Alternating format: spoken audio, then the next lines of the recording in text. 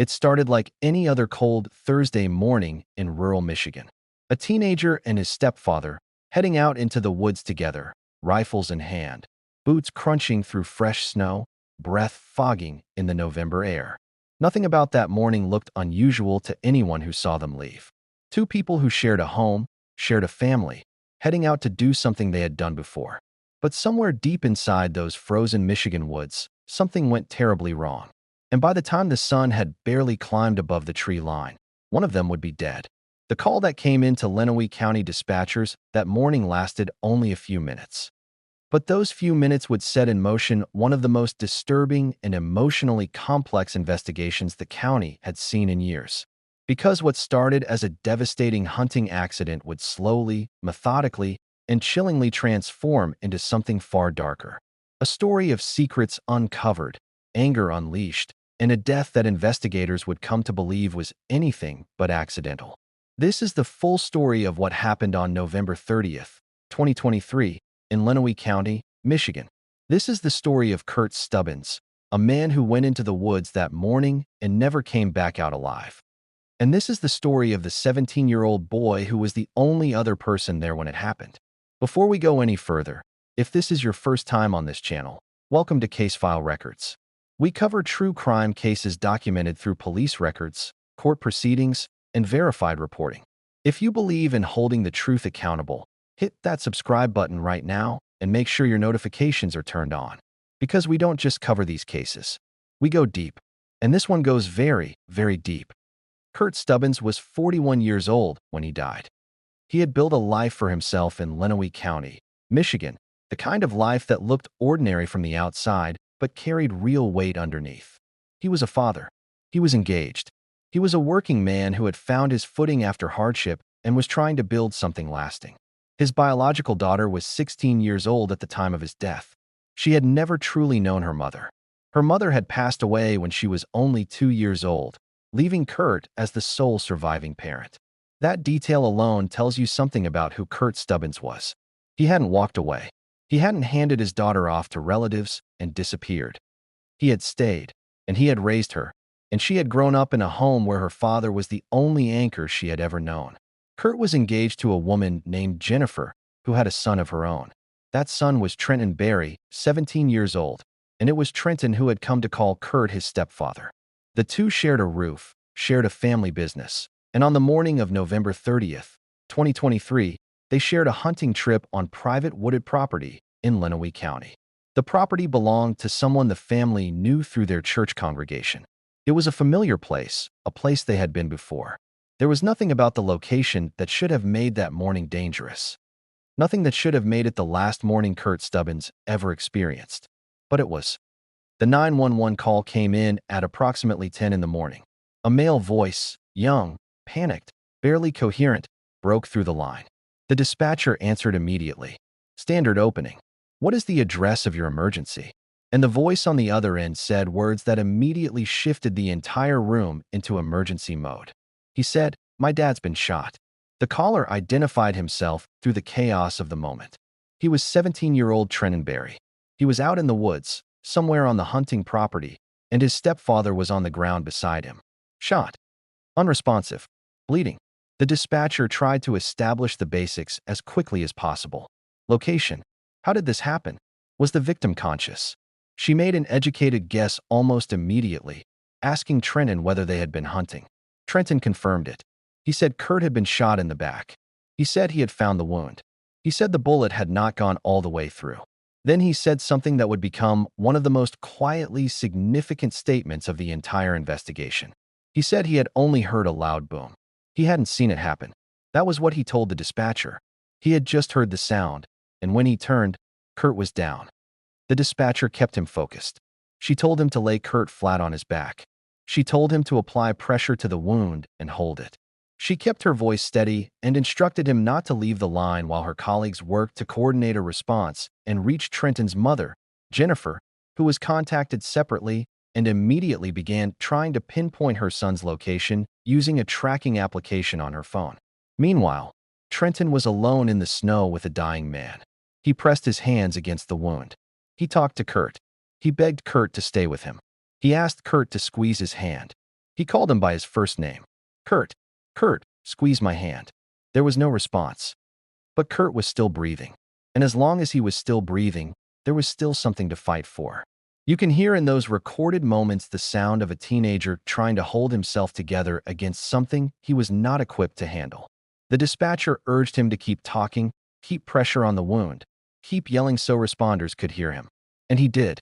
He yelled into those frozen Michigan woods. He screamed for help, over and over, his voice cutting through the cold air until sirens finally broke through. When first responders arrived on scene, they had already unloaded an off-road vehicle to navigate the snow-covered terrain between the main road and wherever Kurt and Trenton were located in the woods. Jennifer, still on the phone with emergency services, helped guide them using the location data from the tracking application. She placed her son and Kurt approximately 400 yards north of where the vehicles were parked. By the time they reached the two of them, Kurt Stubbins appeared gravely injured. He was described by those on scene as gray. His eyes were open but completely vacant, staring upward at the winter sky with no recognition of what was happening around him. First responders immediately began working on him, cutting away clothing to access the wound while Trenton, shaking and blood-soaked, finally released the pressure he had been maintaining. Blood poured from the wound the moment he let go. Paramedics loaded Kurt onto the off-road vehicle as quickly as they could to transport him toward the waiting ambulances at the main road. Every second mattered. And yet, even as that transport was underway, the detective on scene had already shifted into investigation mode. Because that was his job. Tragedy and investigation do not wait for each other. The detective began talking to Trenton almost immediately. He kept the tone casual, conversational. He asked Trenton to walk him through what had happened. Where had they been hunting? What direction were they heading? How far from the truck were they when it happened? Trenton described walking back toward the vehicle. He said they were heading in from a spot on the property where they had been hunting, returning to the truck because the morning was wrapping up. He said Kurt had been walking ahead of him. He said he heard a loud boom, and Kurt went down. He did not say he fired his weapon. He did not say his gun went off. He said he heard the sound, and when he processed what had happened, he unloaded his rifle, set it down, removed his coat, and pressed it against the wound on Kurt's back. That was the sequence he described. Hearing, reacting, dropping everything, applying pressure. The detective asked about the firearms. Trenton identified Kurt's shotgun separately from his own rifle. He stated clearly, in those first minutes on the scene, that his own magazine was empty. He held it up. He said there should only have been 2 rounds in the magazine, possibly 3, but that none had been fired. The detective recovered 3 live rounds from Trenton's magazine. 3 live rounds. The maximum capacity of that particular magazine was 3 rounds. Every round that Trenton had loaded that morning, according to the physical evidence in front of them, was still there, unfired, accounted for. On the surface, that appeared to support Trenton's account entirely. He had not fired his weapon. The rounds were all there. Something else must have happened. But investigators knew something that the surface reading of the evidence did not capture. It is entirely possible to chamber a round independently before inserting a magazine, meaning a shooter could fire a single shot, eject, or lose the casing, then insert a full magazine of 3 rounds to present to investigators as proof that nothing had been discharged. The math would appear to work. The evidence would appear to clear the shooter. Except for one thing. If a shot had been fired, there would be a shell casing somewhere in that snow. And that casing had not yet been found. Investigators began searching. The detective turned back to Trenton and asked him directly whether he had a round chambered before the hunt. Trenton said there might have been one in the chamber that he had ejected when he unloaded the rifle. He said it had flown somewhere in the snow. He couldn't find it. He said it was a live round, not a spent one. Just an ejected live round that landed somewhere in the snow-covered ground. The detective kept his tone neutral. He told Trenton he was not accusing anyone of anything. He said it sounded like an accident. He said if someone had simply tripped and a gun went off, that was an accident, and there would be no problem. He told Trenton that the medical team would work on Kurt regardless of what was determined about the shooting. But he also told Trenton something else. He told him that investigators would be able to examine Kurt's wound and determine, based on the characteristics of the injury, approximately how far away the shooter had been standing when the gun was fired. Distance, powder stippling, trajectory. These are things forensic examination can establish with significant accuracy, and that information, once gathered, would either support or contradict whatever account Trenton was giving. Trenton listened, and then, rather than responding to that directly, he brought up something unexpected. He mentioned a neighbor, a man named Josh. He didn't know Josh's last name. He said Josh and Kurt, along with another man named Trevor, had a history of conflict. He said Josh lived somewhere beyond the boundary of the property they had been hunting on. He suggested, without stating it outright, that perhaps Josh had something to do with what happened. The detective noted it. He would have to consider all possibilities, but he did not let the conversation end there. Within the hour, it became clear that Kurt Stubbins was not going to survive. The injuries he sustained were described in official records as a single gunshot wound to the left of his spine, slightly below center mass. There was no exit wound. The bullet had entered his back and remained inside his body. For a man already likely compromised by blood loss and shock before first responders even reached him, that injury in that location was catastrophic. The ambulance carrying Kurt never left for the hospital. The fight to save him ended before it could properly begin. When the detective pulled Jennifer aside to speak with her privately, she already knew. The look on her face told him she understood what was coming even before he found the words. He confirmed it. Kurt Stubbins had passed away. Then he had to tell Trenton. He walked back to where Trenton was standing and said it plainly. He said, "Your stepfather passed away." What followed in the recorded moments after that notification is something the transcript captures, but words alone cannot fully convey. Trenton reacted with immediate distress. He pushed back physically. He declared that the medics had killed Kurt, that authorities always did this, that they always let people die. Jennifer, hearing the confirmation of what she already feared, collapsed. Within minutes, Kurt's 16-year-old daughter arrived at the scene. The girl who had never truly had a mother. The girl for whom Kurt Stubbins was the only surviving parent she had ever known. She was now told by law enforcement, as gently as the situation allowed, that her father was gone. Trenton's sister arrived shortly after.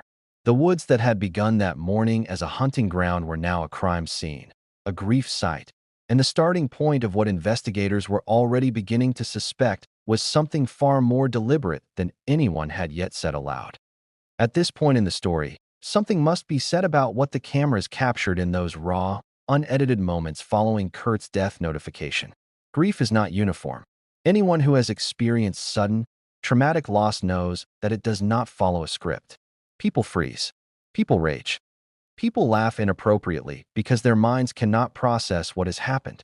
Grief is messy and unpredictable, and it would be neither fair nor accurate to judge any grieving person by the standard of what grief is supposed to look like. But investigators are trained to observe, not to judge, to observe. And what the body camera footage captured from Trenton in those minutes after being told Kurt had died included some moments that the detective would later flag as worth examining more closely. There was the moment when Trenton mentioned, in the middle of everything, that he had a doctor's appointment at 10:20 that morning. He asked what time it was. He said he needed someone to call and let the doctor know he wasn't going to make it. There was the moment when, in a conversation about the landscaping business he and Kurt had been building together, Trenton said he couldn't carry on without Kurt, that he needed that man, that he couldn't do it without him. These were not inherently suspicious statements. They could be read as perfectly genuine expressions of loss and dependence. But the word choice that kept appearing would later draw specific attention from the expert analyst brought in to review the interrogation footage. Trenton kept referring to Kurt as that man. Not my stepfather. Not Kurt. Not him. That man. Linguistic distancing is a recognized behavioral pattern. It does not prove anything on its own, but investigators document it because, in the context of everything else they are building, language matters. The way someone refers to a person they have just lost, especially in the unguarded moments immediately following a death notification, can reveal things that deliberate answers to deliberate questions cannot. The detective filed it away. He had more work to do. If you've made it this far into this story, you already know this case is not what it first appeared to be. Before we go deeper, take a second right now and show your support for this channel. Hit the like button if this story has your attention, subscribe to CASEFILE Records if you haven't already, and drop a comment below telling us what you think happened out there in those woods. Your engagement genuinely helps this channel keep bringing you stories this deeply investigated. Now let's keep going, because what came next is where this case takes a turn that changes everything. With Kurt's body transported and the immediate scene secured, investigators shifted their focus to the next phase of the process. Trenton, his mother Jennifer, and his biological father Eric were brought together at a local fire station for what would become a formal interrogation session. The interrogation footage from that session was later analyzed by a retired detective who held credentials as a licensed polygraph examiner and had served as a former hostage negotiation commander and instructor. His analysis of what was captured in that room forms one of the most revealing layers of this case. The detective began the fire station interview not with hard questions, but with validation. He told Jennifer and Eric that Trenton had done an exceptional job at the scene. He said he had not seen adults perform emergency medical response as effectively as Trenton had that morning. He praised Trenton's instinct to apply pressure and hold it, to stay on the line, to stay with Kurt. He made both parents feel that their son had done something admirable in a terrible situation. This was not accidental warmth. This was strategy. Building rapport is one of the foundational techniques of effective interrogation. When an investigator validates a subject's behavior before asking difficult questions, he is doing two things simultaneously. He is creating an atmosphere of trust that makes the subject more likely to keep talking. And he is establishing a psychological anchor, a sense that the investigator is on their side, that makes any subsequent contradictions or inconsistencies feel even more significant by contrast. When someone feels supported rather than threatened, their guard comes down. And when the guard comes down, the truth tends to find its way out. The detective continued building that foundation before steering toward the evidence. He circled back to the ammunition. He mentioned again, carefully and without accusation, that all 3 rounds were recovered as live. He said he was keeping an open mind. He said he was not stating anything definitively. He said there were multiple possibilities they were still exploring. Trenton responded by saying something that the expert analyst later identified as significant. He said he believed that if he had accidentally shot Kurt, he would have said so. He said he really believed he would have admitted it. He said that man again. The expert noted that Trenton did not say, "If I had accidentally shot my stepfather, I would have told you." He said if it was an accident, he would have admitted it. The framing assumed an accident as one possible reality while presenting it as a hypothetical he was distancing himself from.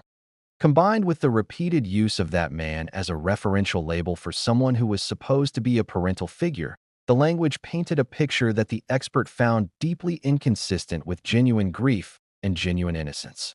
But the detective continued to probe gently, and in doing so, he opened a door that Trenton had not yet fully walked through. He asked Trenton again about his relationship with Kurt, not about the shooting, about the relationship, about the home, about the daily reality of being in that family. And this is where the story begins to shift in a way that no one outside that fire station room had yet understood. Before we reach that point in the interrogation, it is important to understand who Trenton Barry was in the months and weeks leading up to November 30th, 2023. Trenton was 17 years old. He had not yet graduated high school. By his own account, he had been dealing with significant mental health challenges, including severe anxiety and an eating disorder, and at least one additional diagnosis he struggled to name during the on-scene conversation with the deputy. He was on prescription medication for these conditions, and he acknowledged to law enforcement that he had not taken his medication on the morning of the shooting. He had also told the detective at the scene something that carried weight far beyond what it might initially seem. He said he had severe anger issues. He said that when he got angry, truly angry, he would sometimes say things like, "I will kill somebody." He was quick to add that he never meant it literally, that it was just how he expressed extreme frustration, that it was not a real threat, just words that came out of a person with poor emotional regulation and no other outlet for what he was feeling. The detective had noted it without reaction, just a calm acknowledgement. "And I understand. That makes sense." Another piece of rapport maintenance. But the statement itself had been made. Trenton Barry had voluntarily told a law enforcement officer, within the first 2 hours of his stepfather's death, that he was a person who threatened to kill people when he was angry. He had said it casually, almost as an explanation for why his mother might blame him. As context, as background, And in the context of what investigators were beginning to piece together about what had been happening inside that household in the weeks before the hunting trip, the statement would take on a meaning far heavier than Trenton likely intended. Because something had happened before that hunting trip, not on the morning of November 30th, not even in the week immediately before it, but in the period leading up to that cold Thursday morning, something had shifted in the dynamic between Trenton Barry and Kurt Stubbins. Something had been uncovered. Kurt Stubbins, by accounts that would emerge as the investigation developed, had discovered something about Trenton, something that Trenton had been keeping hidden, the kind of secret that a teenager might go to extraordinary lengths to protect, the kind of discovery that would fundamentally change the way an adult in a parental role looked at a teenager they were responsible for. The nature of what Kurt found, and what he did with that knowledge in the days that followed, became the investigative thread that changed everything about this case. It transformed the story from a tragic hunting accident into a case that investigators would eventually build around the concept of motive. And motive is the bridge between opportunity and intent. Motive is what tells the story of why. The detective was building toward that bridge in the fire station room. He asked Trenton to describe the weeks before the hunting trip. He asked whether things had been normal at home, whether there had been any tension, whether anything had happened that might be relevant. And Trenton's answers, carefully reviewed by the expert analyst, began to show the seams.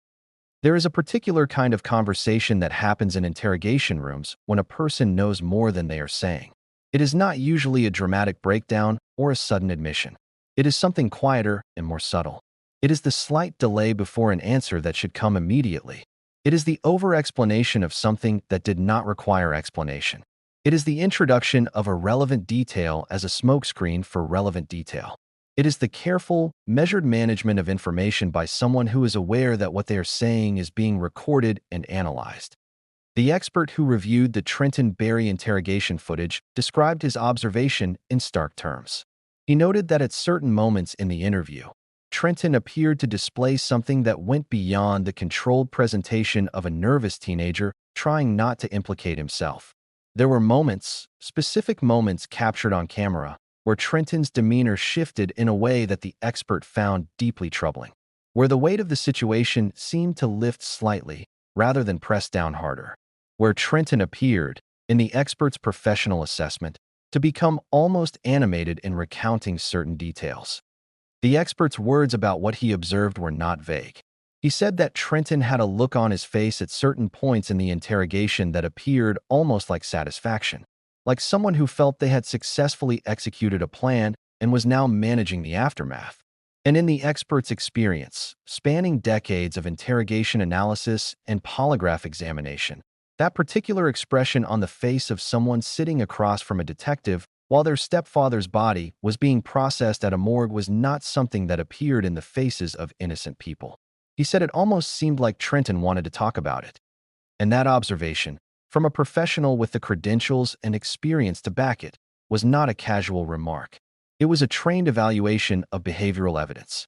Evidence that, taken alongside the physical forensic questions surrounding the ammunition, the missing shell casing, and the single gunshot wound with no exit wound, was beginning to construct a picture that looked nothing like an accident. Back at the scene in the woods, investigators continued their search. The snow complicated everything. Evidence that might have been clearly visible on dry ground was buried, displaced, potentially moved by the movement of first responders and off-road vehicles navigating the terrain. The search for a shell casing in snow-covered Michigan woodland is not a simple task. It requires patience, grid pattern searching, and sometimes metal detection equipment, all of which takes time. But the physical evidence was not the only thing investigators were gathering. They were also building a timeline. A reconstruction of the morning based on everything Trenton had told them, everything the dispatcher had recorded, and everything the physical scene itself could tell them through forensic examination. The location of Kurt's body when first responders arrived. The distance between that location and where Trenton's magazine was recovered. The trajectory implied by the wound location on Kurt's back. The angle of entry. The characteristics of the injury itself, which forensic examination would later be able to use to estimate the distance from which the shot had been fired. All of that work was underway. And while it was underway, the detective was still sitting across from Trenton Barry in a fire station in Lenawee County, Michigan, carefully and patiently guiding a conversation toward the truth. The truth about what had happened in those woods. The truth about what Kurt Stubbins had found out. And the truth about what Trenton Barry had decided to do about it. One of the most revealing moments from the early interrogation footage came not from a dramatic confrontation or a specific accusatory question. It came from something Trenton said about himself. Something he offered voluntarily, without being asked, in a moment that appeared to be an attempt to explain his emotional state and preempt any judgment about his behavior. He said he had 9 weeks of reconstructive surgeries behind him. He said he hadn't seen his doctor in almost a year.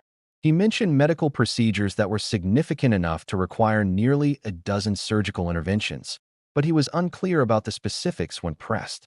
He referenced the doctor's appointment scheduled for that morning as something that would need to be canceled, as something that existed and mattered to him even in the middle of what should have been, for any genuine grieving person, the most devastating morning of his young life. The expert analyst noted that compartmentalization to this degree, the ability to simultaneously process a death notification and manage logistical concerns about a medical appointment, is not a characteristic commonly associated with genuine traumatic grief.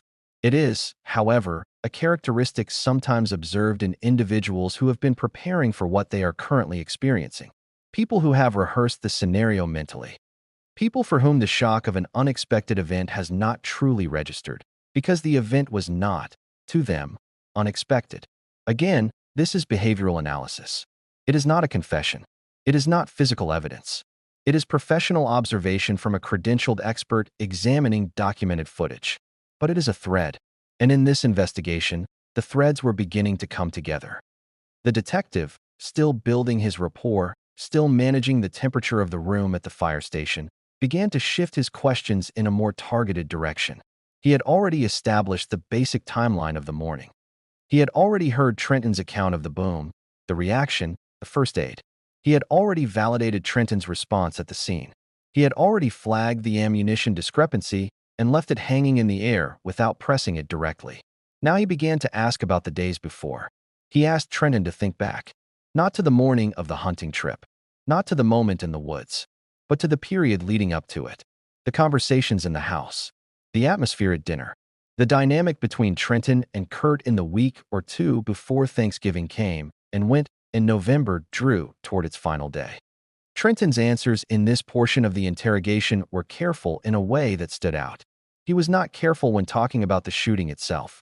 He was not careful when talking about his medical history or his anger issues or his concern about his mother's reaction.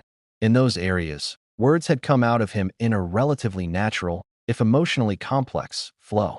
But when the conversation moved toward the recent past in that household, the pace of his answers changed. The pauses lengthened. The sentences became more constructed.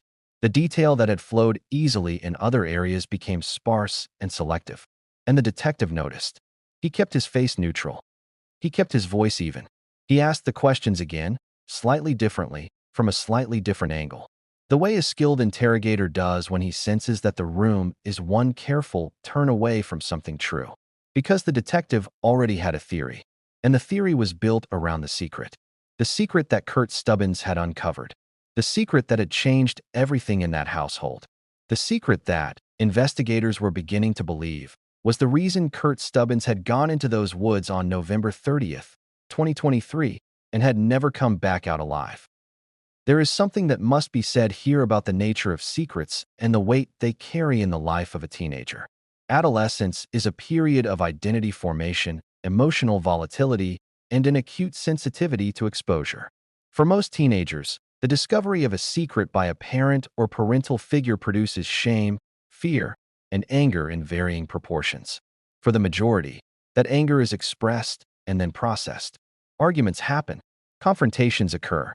Boundaries get negotiated and renegotiated in the way they always have between adults who hold authority and young people who are desperate for autonomy. But for a small and deeply troubled minority, the discovery of a secret by someone in a position of power produces something different. Something that doesn't dissipate with an argument or fade with time. Something that calcifies into a specific and targeted resentment aimed directly at the person who found out. What Kurt Stubbins had discovered about Trenton Barry was, by any reasonable measure, something serious. something that warranted not only parental concern, but potentially intervention beyond the household. Something that, had it been disclosed to the appropriate authorities or institutions, would have had consequences for Trenton that extended well beyond a difficult conversation at the dinner table. That level of consequence, that possibility of exposure, of real-world fallout, of the kind of accountability that a teenager with significant anger issues and a documented history of threatening language might find intolerable, is what investigators came to believe had transformed Kurt's discovery into something Kurt could not have known was a death sentence. He found out. He confronted Trenton with what he had found. And Trenton, investigators would come to believe, made a decision. The hunting trip had been planned. That much was established. It was not a spontaneous outing. The permission from the property owner had been arranged. The morning had been set aside for it. Trenton and Kurt had gone out together into those woods in a way that suggested planning, preparation, and intent. But whose intent, and toward what end, was the question that the investigation was now centered on answering. The detective in that fire station room was one part of the answer. The forensic examination of Kurt's body was another. The search for a shell casing in the snow was another. And somewhere in the documented reality of what Trenton Barry had been doing in the weeks and months before that Thursday morning, the terrifying secret that Kurt Stubbins had uncovered was the foundation beneath all of it. As the first day of the investigation drew toward its close, investigators had established several things with certainty. Kurt Stubbins was dead from a single gunshot wound to the back. The only other person present at the time of the shooting was his 17-year-old stepson, Trenton Barry. Trenton's account of the incident was that he had heard a loud sound and found Kurt on the ground, and that he had not fired his own weapon. The physical evidence from Trenton's rifle showed 3 live rounds in a magazine with a maximum capacity of 3 rounds, with Trenton explaining that a 4th round, an ejected live round, had been lost in the snow. No shell casing had been recovered. No other individuals had been confirmed in or near the area at the time of the shooting. And Trenton Barry had voluntarily told investigators, in the very first hour of the investigation, that he had a history of anger-driven threats and that his mother would blame him for what had happened. These were the documented facts of day one. But the investigation was far from over. What would come next, in the interrogation room, in the forensic lab, and in the digital records that investigators were beginning to examine, would take this case from a question about a shell casing to something that would ultimately end up in front of a judge and jury. Because Trenton Barry had a secret, and Kurt Stubbins had found it. And on November 30th, 2023, in the snow-covered woods of Lenawee County, Michigan, that secret had cost a man his life. We are just getting started with this case, and Part 2 is going to go even deeper into the interrogation, the forensic evidence, and the truth about what Kurt Stubbins discovered in the weeks before his death. The investigation takes a turn in Part 2 that you are genuinely not prepared for. But before you go anywhere, here is what I need from you right now. If this story has gripped you the way it should, hit that like button. It takes 2 seconds, and it tells the algorithm that this kind of deeply investigated content deserves to be seen. Subscribe to CASEFILE Records if you are not already part of this community, because we are building something here for people who want the full story, not the headline. Turn on your notifications so you do not miss Part 2 when it drops, because you do not want to come back to this halfway through. And drop a comment below. Tell us what you think happened in those woods. Tell us whether you believe Trenton Barry's account. Tell us what detail from today's story stood out to you the most. This is CASEFILE Records. The truth does not stay buried. And neither do we. Part 2 is coming.